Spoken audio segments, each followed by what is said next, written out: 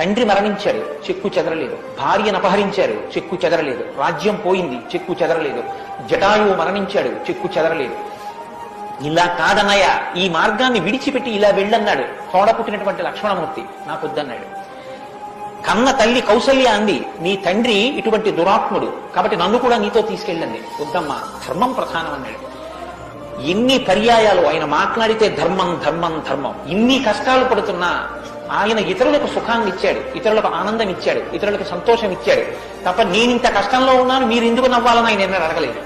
అందుకే రాముడు యోగి అన్నారు పెద్దలు.